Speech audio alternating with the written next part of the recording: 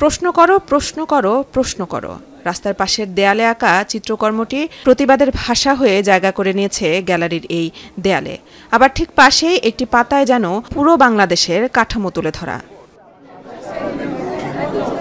ছাত্র আন্দোলনের সময় দেশের বিভিন্ন রাস্তার দেয়ালে দেয়ালে প্রতিবাদের ভাষা এবং রাষ্ট্র সংস্কারের চিত্রগুলোই এখন দৃক গ্যালারির এই কক্ষে। রং তুলির আঁচড়ে দেয়ালকে করা হয়েছে যেন কবিতার খাতা।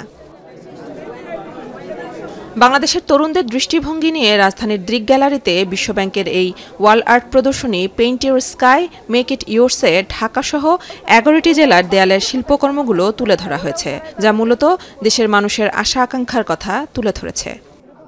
কিভাবে রাস্তা ক্লিন করা যায়, কিভাবে ট্রাফিক কন্ট্রোল করা যায়, আমরা এইসবও করেছি। আমরা খালি ওয়াল পেইন্ট করিনি, ওয়াল পেইন্ট একটা পার্ট আর কি। এই নিবেদনগুলো আমরা দেয়ালে তুলে ধরছি। আমাদের তো কলম ছাড়া আর কিছু নেই আমাদের হাতে, তাহলে আমরা কলম দিয়ে আমাদের মনের ভাবটা প্রকাশ করছি।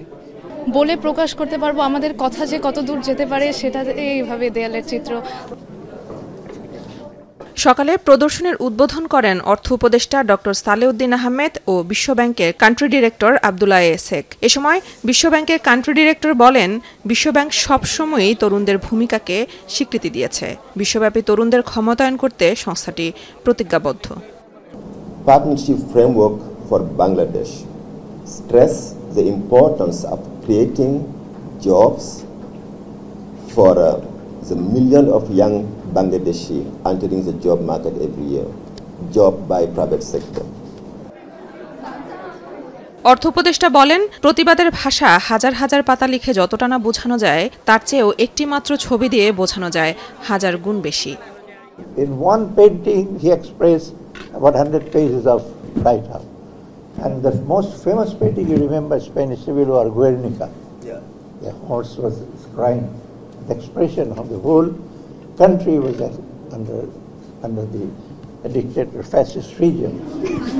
প্রদর্শনীতে একটি প্রকাশনা ও একটি ভিডিও চালু করেন অর্থ উপদেষ্টা এবং বিশ্বব্যাংকের কান্ট্রি ডিরেক্টর।